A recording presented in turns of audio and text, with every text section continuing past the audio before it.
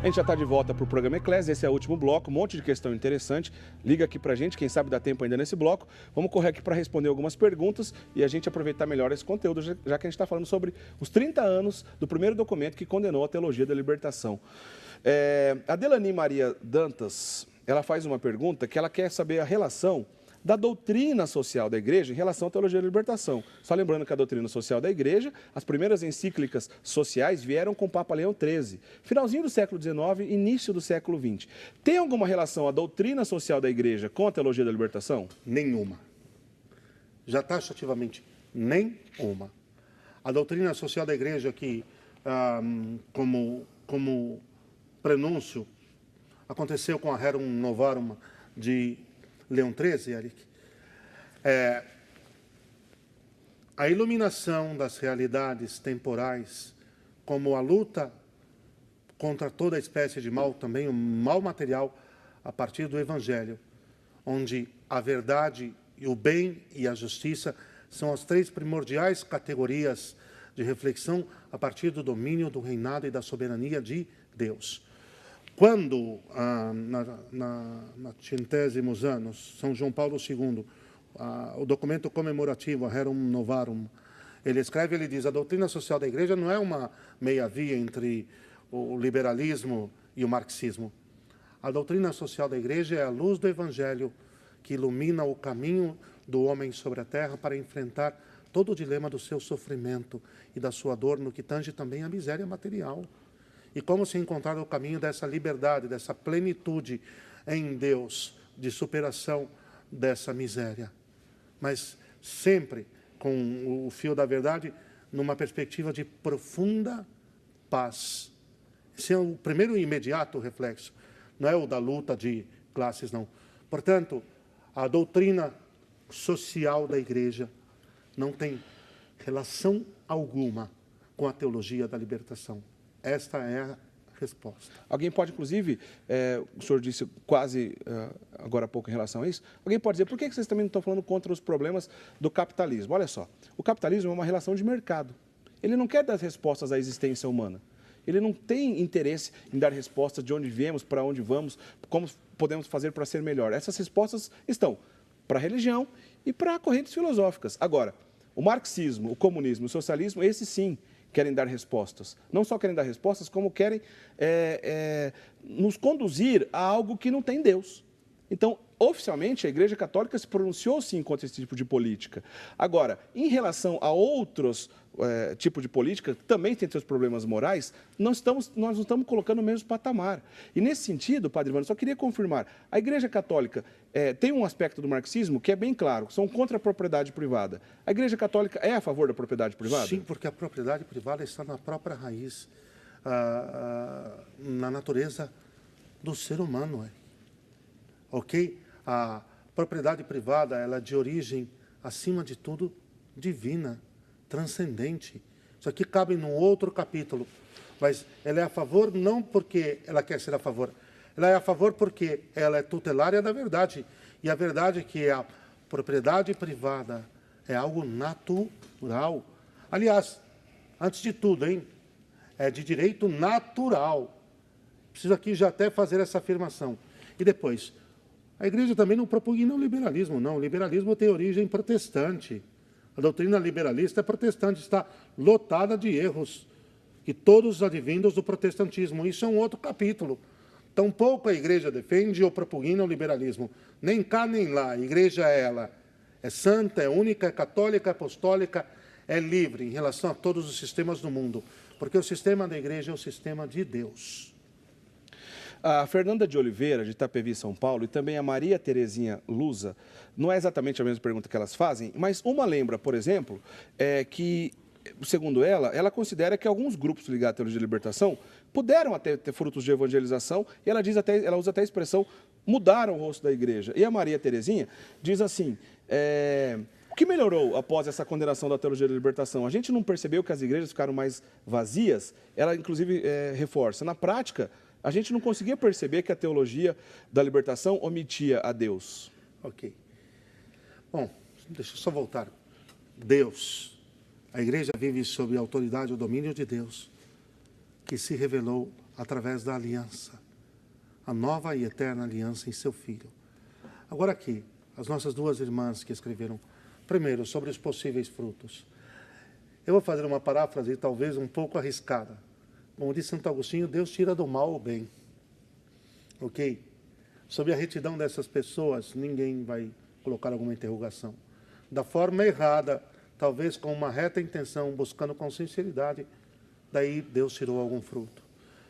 Depois, eu só quero dizer que o rosto da igreja é um rosto, sim, de beleza, de plenitude, o rosto de São João Paulo II, com o qual os jovens se identificaram enormemente com o ideal de santidade, com o ideal de castidade, de pureza, com o ideal de amor ao seu semelhante, ao seu próximo, de entrega incondicional de sua vida. O rosto de Bento XVI, com o qual um clero jovem se identificou enormemente e se apaixonou pelo sagrado ministério, vendo nele, como também viu em São João Paulo II, todas as virtudes, todas as qualidades de um grande, de um santo sacerdote. A igreja avançou como nunca. E essa história de que perdeu o território, perdeu exatamente onde a teologia da libertação dominou. Quer ver como? Assim, de pessoas que eu, como padre, conheço já com alguns anos de ministério, que se tornaram, infelizmente, protestantes de seitas neopentecostais, que já me disseram assim: padre, eu ia à missa e só escutava sobre problemas financeiros, problemas econômicos, problemas sociais, e o pobre e a mudança da sociedade, e há muito eu não ouvia que Deus me ama, que tem um propósito sobre a minha vida, que aguarda em seu Santíssimo Coração. E fui para a primeira porta que me disse isso tudo e lá fiquei. Sabe onde a igreja perdeu frente, queridos? Onde se deixou de falar de Deus. E aí, talvez esse foi o maior contributo da teologia da libertação. Ela conseguiu esvaziar as nossas igrejas. A Maria Delfina Gismonte de Araújo, ela faz uma interessante relação aqui, pena que o nosso tempo é curto, não vai ter tempo da gente aprofundar nisso, mas ela compara os teólogos da libertação e a sua desobediência a Martim Lutero, totalmente oposto da obediência evangélica, por exemplo, como São Francisco de Assis, Madre Teresa de Calcutá, que também viveram essa experiência do pobre de maneira evangélica. Obrigado, meu irmão. O Igor Morvan, ele lembrou também da relação do sofrimento de João Paulo II em relação tanto ao comunismo, em relação também ao socialismo, principalmente na Polônia. Essas duas correntes massacraram demais o seu país de origem. A gente sabe, a gente consegue entender, perceber o que João Paulo II pensa em relação a isso, porque esses documentos também foram em seu papado. E, mais claro ainda, o nosso querido Bento XVI, que era então o cardeal Joseph Ratzinger, e que também falou por diversas vezes sobre isso. Queria que o senhor, a gente já não tem muito tempo para isso, mas queria que o senhor falasse um pouco também em relação ao que o Papa Francisco pensa em relação a isso. Ok. Olha, como o diabo veio para roubar, matar e destruir, começa aqui com o roubar. A primeira atividade do inimigo, roubar. Quer roubar a glória de Deus, quer roubar a verdade, quer roubar a dignidade do plano do Senhor sobre o homem. Roubar. A primeira atividade do inimigo é roubar. O que acontece? Eles querem roubar, subtrair o Santo Padre, o Papa Francisco, apregoando que ele é ligado à teologia da libertação. Ligado a coisa alguma, ele mesmo disse. Não tem o mínimo vínculo. E muito pelo contrário, no Rio de Janeiro, na Jornada Mundial da Juventude, junto aos bispos, ele condenou uma espécie de teologia de busca de uma igreja que se apropria de categorias socializantes, pagãs. Ele usou a expressão da reducionismo socializante. Reducionismo socializante. Então, olha, não venham confiscar o Santo Padre, o Papa Francisco, não, que ele é pura e simplesmente católico. Viu? Fiquem tranquilos. O Stanley Viana, ele lembra do relativismo de Antônio Gramsci. Antônio Gramsci é um pensador marxista que realmente colaborou muito para que a situação chegasse onde a gente está, inclusive aqui no Brasil. Porque não mais pelo campo da luta armada, por exemplo, como o início do marxismo no comunismo, mas agora pelo campo das ideias. E ele tinha na Igreja Católica um grande inimigo. Ele queria esvaziar o seu conteúdo real e substituir por um simulacro de ideias que nada mais é do que o marxismo. Eric, pois não, só padre. Uma coisa. O Gramsci dizia: se eu tiver de implantar universalmente o marxismo, eu tenho de atacar e destruir a Igreja Católica e a família. E ele lembra, inclusive, dessas relações com o pensamento de Antônio Gramsci, por exemplo, com a defesa do aborto, etc. Mas ele faz uma pergunta interessante. Como podemos fazer como católicos engajados nas justas causas para servir bem a Deus? Primeiro, estar bem informados na sua consciência. A doutrina católica é vasta, abarca todos, sem deixar algum de lado, aspectos da existência e da vida do homem sobre a terra. Estude o catecismo, estude a doutrina social da igreja, prepare sua consciência, se capacite. Talvez aí duas coisas. Primeiro, juntar outras pessoas, gente de bem, e criando, no bom sentido agora sim, uma rede de homens e mulheres de fé de Deus, formados, bem formados pela doutrina da Santa Igreja Católica. Depois ir fazendo apostolado, né? Aliás, se confunde numa coisa só. Ir agregando, estudando e agregando outras pessoas. E aí tentar promover fóruns, tentar promover encontros de formação, se preparar, estudar bem, não há dúvida, baseado numa vida de oração, uma vida sacramental forte, que vão nos sustentando, nos alicerçando, e depois ir tentar ir dilatando isso para outras pessoas. Dilatar, vamos tirar aqui o gerúndio, dilatar isso para outras pessoas. Muito bem. Acho que talvez a última questão da noite. Em 1917, Nossa Senhora apareceu para 3 crianças lá em Fátima, né? Todo mundo conhece a história de Nossa Senhora de Fátima, ela apareceu durante algum tempo. E na última aparição, que foi em 13 de outubro, onde aconteceu aquele milagre do sol, na presença de milhares de pessoas, para justamente assinar ali a presença de Deus, que alguma coisa realmente acontecia diferente naquele lugar. O centro da mensagem de Nossa Senhora de Fátima lembrava também dos perigos da Rússia espalhar os seus erros pelo mundo. Mais ou menos 20 e poucos dias após esse milagre do sol, ou seja, a última aparição de Fátima, pela primeira vez, um governo oficialmente marxista, comunista, inaugura então esse tipo de governo, que foi com Lenin, na Rússia, justamente na Rússia. Esses erros da Rússia, da qual Nossa Senhora nos previa dos perigos e que a Igreja também havia de sofrer, a gente pode dizer que esses erros, que nada mais é que também que esse regime marxista comunista, é esse mesmo erro na qual a teologia da libertação acabou mergulhando? Sim. Eric, duas coisas. Poucos dias depois, eu sempre coloco duas coisas. Poucos dias depois, explodiu a Revolução Comunista na ex-União Soviética, que espalhou todos os seus erros. Se ilude quem pensa que o marxismo morreu, se ilude quem pensa que a teologia da libertação morreu, hein? Se ilude. Ok? Primeira coisa é isso.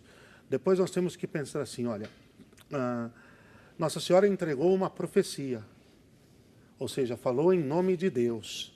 É isso uma profecia. Falou em nome de Deus e falou a palavra de Deus, denunciando o pecado. Seria todo o mal que o ateísmo marxista, o ateísmo materialista, através da Rússia, espalharia pelo mundo, com todas as suas consequências práticas que nós já colocamos durante este programa. Mas, acima de tudo, é sim uma profecia sobre a invasão do ateísmo materialista dentro da Igreja.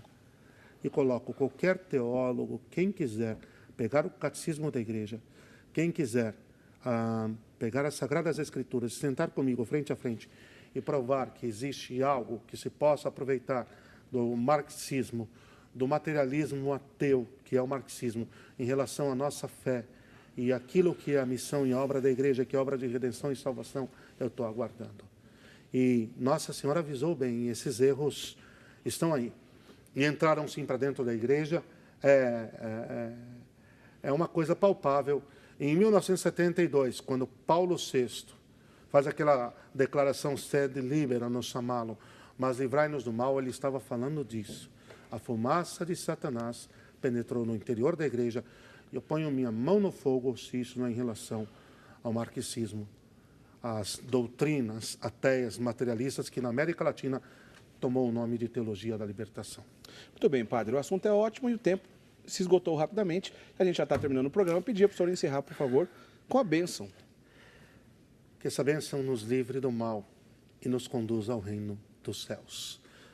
O Senhor esteja convosco. Ele está no meio de nós. Abençoe, vos guarde, vos proteja, vos conduza, vos Deus eterno e todo-poderoso, Pai, Filho e Espírito Santo. Amém. Amém. Muito obrigado, padre, pela sua presença aqui, pela sua participação conosco no programa Eclésia. Foi muito boa a nossa conversa. Obrigado aos nossos telespectadores. Muitas pessoas mandaram, a gente conseguiu interagir com algumas participações. Infelizmente, não dá tempo de todo mundo, mas agradeço do fundo do coração a sua participação. Na semana que vem a gente continua com mais um programa Eclésia, como sempre trazendo algum assunto relacionado à catequese. Aliás, na semana que vem a gente vai falar sobre as cartas de Paulo. Na semana que vem a gente continua a nossa conversa então aqui no programa Eclésia, tá certo? Você pode acompanhar os nossos programas, ficam sempre disponíveis no site da Rede Século XXI, no portal da Rede Século XXI, rs21.com.br. Procura lá por programa Eclésia, ficam sempre disponíveis. Você pode assistir inclusive esse programa daqui a alguns dias lá no nosso site, tá certo? Uma boa semana, a gente se encontra na semana que vem. Um grande abraço. Tchau, tchau.